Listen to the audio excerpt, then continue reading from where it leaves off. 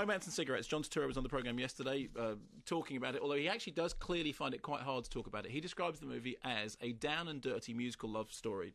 It's an anarchic come shambolic romp with songs and swearing, designed to encompass the wide variety of human experience. On the one hand, love, aspiration, all that sort of stuff. On the other hand, the down and dirty, filthy, foul-mouthed, potty-mouthed sort of stuff. It is positively Chaucerian in its use of rude language. If you live in London and you've been on the tube, you'll notice that the posters for Romance and Cigarettes have been censored. They've got this big red square on them. I'm going to hold up the imagery. That's the poster. You've seen that poster. It is a recumbent Kate Winslet. Nice radio moment. No, I'm just if people have seen the posters, if you live anywhere, you will have seen the posters, which is Kate Winslet lying on her back in a recumbent pose.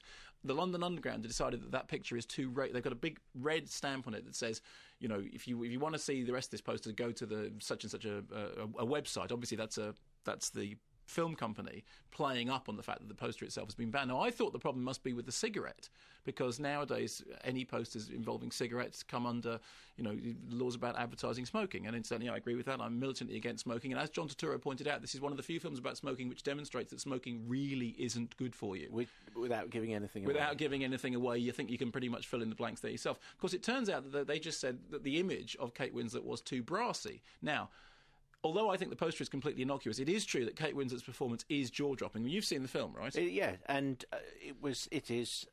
Well, if you've seen her, I mentioned this yesterday, John, today. If you've seen her in Extras, it's the same kind of role. Although Extras was done afterwards, and it is true that she went into Extras having done this, which you can imagine would have helped. Yes. So if you've seen her doing that, it's pretty much the same kind of thing, except then some. Yeah, and then some. And I thought that was very, very funny. There are other sort of enjoyable performances in it. Christopher Walken, once again, moving in that mysterious way that he did. I mean, Chris Walken dancing is just one of the strangest things on earth. He moves in a way which is just not quite right, and yet, of course, absolutely brilliant. If you saw the Fatboy Slim video, which he famously danced in, and of course he always was a dancer beforehand. Abel Ferrara always used to say, the thing about Chris, he can really move, and he really can move, but it's just very, very odd. And his hair is particularly mad in this movie, which I approve of course, because it's real anti-gravity right up, like somebody having rubbed a balloon and holding it over the top of his head.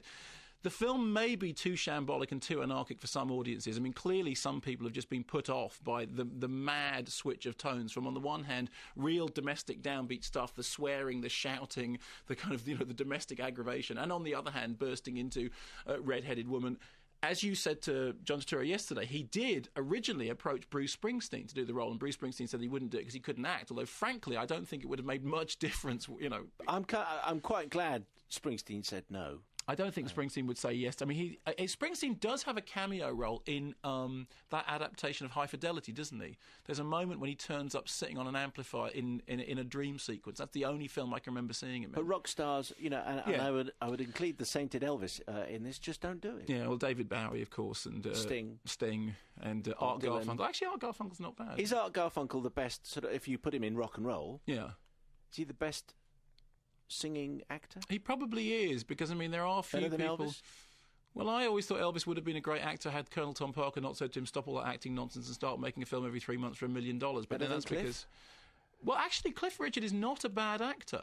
Tommy Steele, of course, is the high watermark, because Tommy Steele was always a real song and dance man. He could act. That's where he came from. He came from that tradition in which acting and singing were both, part of what he did. Anyway, back to Romance and Cigarettes. If anyone can set the bar higher, by the way, then Art Garfunkel and Tommy Steele. You know where we are. It is a film that sort of celebrates blue-collar life. It started being written on the set of Barton Fink. And, of course, the great gag about Barton Fink is that Barton Fink is trying to write movies about real people. And he says to John Goodman's character, I'm just writing scripts about, like average working stiffs like you. And the whole point about Barton Fink is he's an idiot. But my impression of this film... Played by John Turturro. My impression of this film is that Turturro says that he was aiming for something that was like a script by Charles Bukowski and songs by Bruce Springsteen. I actually think that Romance and Cigarettes is the movie that Barton Fink would have written had he ever actually listened to any of those stories that John Goodman's character keeps telling him in Barton Fink, but he keeps not listening to because he's much too much of an academic to really be interested in ordinary working people. It is a blue-collar romance with all the raw edges on it, and it's raggedy, and it's shambolic, and it's overlong, and there are a million things that are wrong with it. But I have to say, I smiled all the way through it. I skipped out of the screening that I was in. I laughed like a drain at Kate Winslet's performance. And I thought, if there are people willing to stick their neck out and make movies as outlandish as this, perhaps all is not lost.